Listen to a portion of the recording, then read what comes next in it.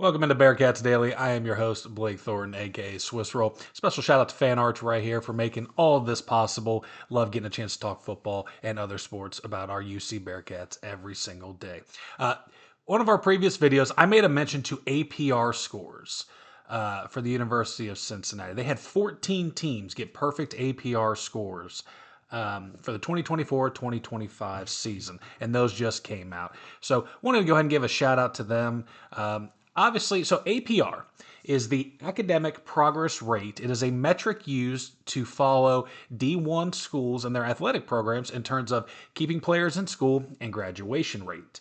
A perfect score is 1,000. That is a perfect score. UC got 14 of those. Baseball, women's basketball, both cross country teams, both golf teams, women's soccer, both swimming and diving, women's tennis and volleyball, men's and women's track all got perfect scores. The way the score works is it's a 4-year average of athlete performance in the school and classroom. You get 1 point for being eligible and 1 point for remaining in school and continuing to follow your degree. The way that this is used by the NCAA is they can hand out punishments if this score is too low. So in UC's case, they got 14 teams getting 1,000. They're doing great. No concerns there. Now, if that 4-year average score drops below 930, which to show an equivalent, 930 would put essentially at a 50% graduation rate, is essentially what that means. So you're getting less than 50% graduation rate from your teams if the score is below 930 over the 4 years. And they can either limit your practice time, because clearly your players need more time in the classroom, or postseason bans for that particular sport. So I do like this in that it does show they take the student part of student athlete very seriously, even though at times it doesn't feel like that. But it's a neat little metric, and I thought it's cool that UC is getting recognized for it. Typically, like what is considered a very high score is like 990 to 994. That is what they would basically say, this is the bar. This is where everyone should be at, and obviously anything above is an improvement. So awesome for them. 14 different teams are going to be included in that, and it's just awesome to see that they're actually taking the student part seriously. So congrats to them, and I look forward to seeing them continue that success. It'd be cool to have every team hit that perfect score, because obviously you're there for an education, so why not get it? But I did want to talk about one of the coaches that we've brushed over with different attributes, but we've never discussed kind of the new co-offensive coordinators. So after they moved on from their OC last year, UC and Satterfield decided to hire co-offensive coordinators. Nick Caldwell was our former offensive line coach. He's been there about 4 seasons now. Same with Pete Thomas, who is the former QB coach. They fired Brad Glenn and then promoted those two to be the new OCs. Obviously, Caldwell was our O-line coach, and we had the best O-line in our school history, and honestly, one of the best O-lines in the country during his tenure as our coach. It's kind of interesting that he has 3 straight years of coaching an All-American offensive lineman at UC. Luca Condra, who followed over from Louisville with Caldwell to UC, got it in back-to-back years, 2023 and 2024.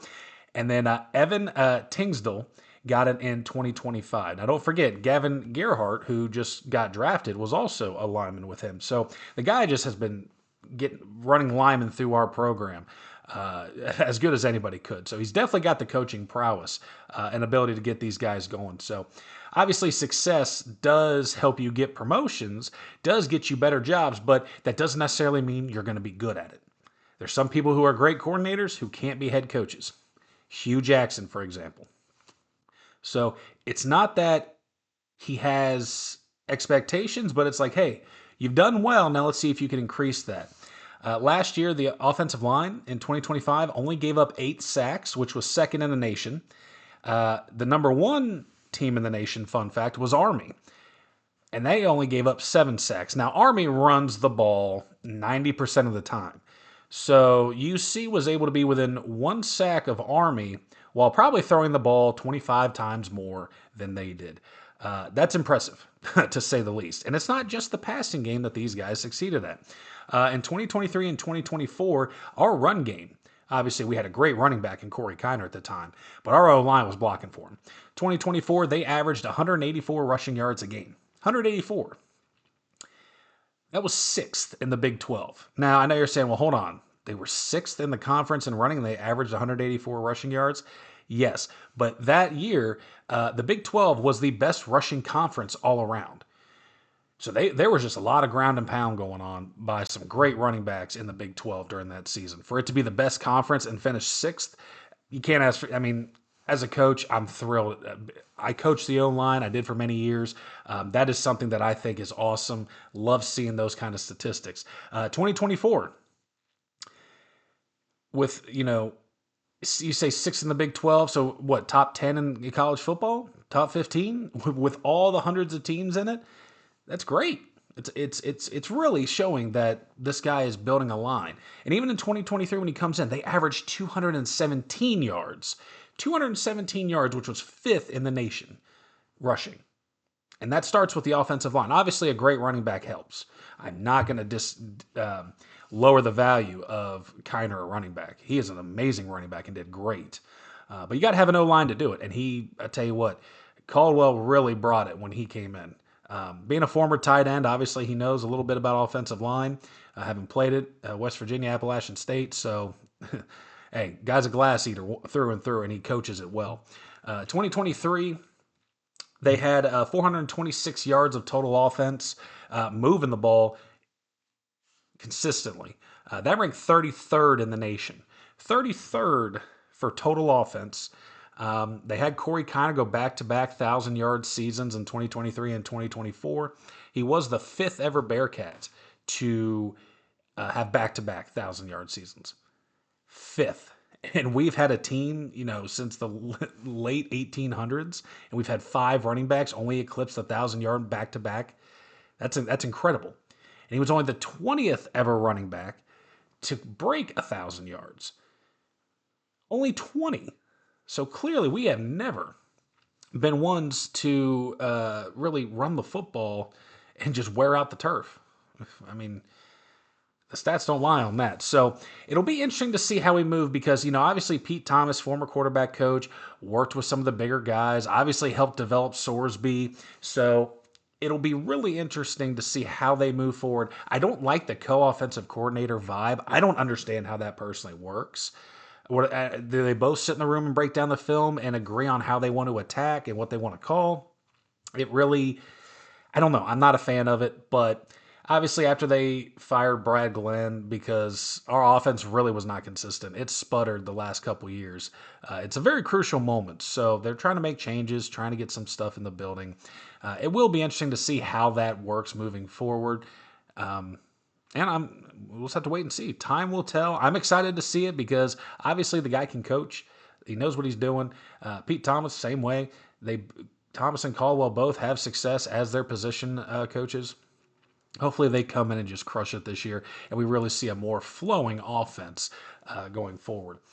But we did have some UC baseball going on this week. They played at Oral Roberts, who they dominated 15-4, blew them out. Playing strong, hitting the ball, pitching well. Everything's clicking for them right now. They're going to close out the season. They got 2 series left. They go to Kansas State for a 3-game series this weekend, and then they'll come home against Texas Tech to finish it out. There are multiple sites that have the projections out for the College World Series.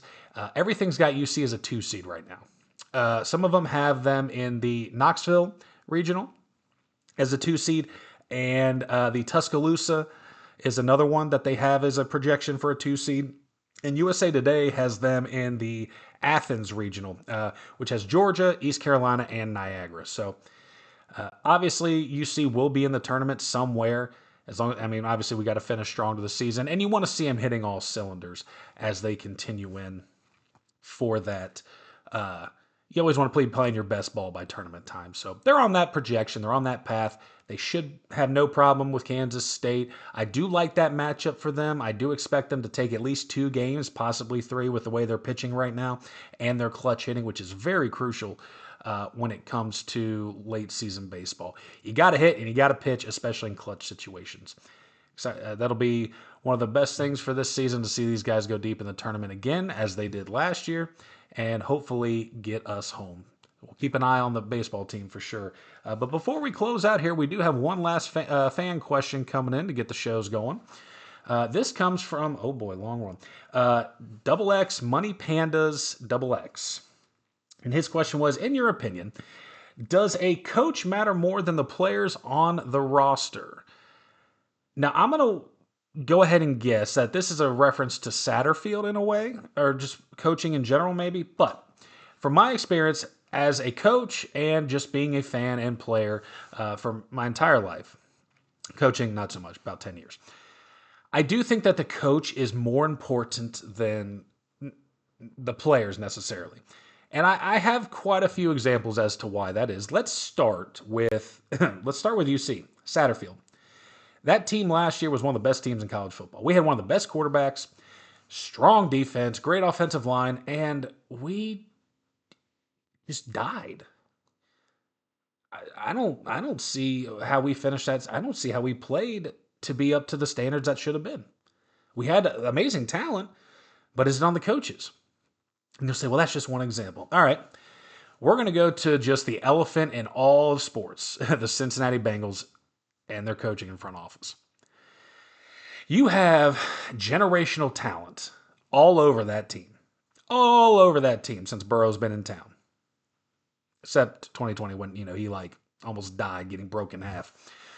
But you cannot tell me that Zach Taylor's ineptitude as a coach has cost the Bengals Super Bowls during this window. There was a phantom flag, I know, in against the Rams at the very end. We'll take that with a grain of salt. But there have been plenty of games and stuff like that where Zach Taylor coached the Bengals out of wins and possibly did decisions that hurt him. So yes, I do think that coaching matters more. Look at what Vrabel did going into New England and turning that team around. I truly believe that if you have a good coach, anything's possible. If a coach knows what he's doing, I think that benefits having sub talent compared to the best. So if you're asking which is better, I'm going to say, give me the best coaches out there, and we can make any player great. And I think that is possibly what has harmed UC with having great talent, but the coaching's been subpar from Satterfield. Time will tell. I would love to be wrong, but the proof's in the pudding, and Satterfield just hasn't delivered since he's been here. So, Money Panda, I'm going to just have to say, yeah, with coaching matters more than the players. Any player can be coached if they want to be, but not every coach can do that. But I appreciate your question. Guys, keep putting the questions in the comments. I love seeing them. I love hearing y'all's thoughts and feedback as we continue to go. So until next time, I'm Blake Thornton, and as always, have fun, enjoy life. See y'all.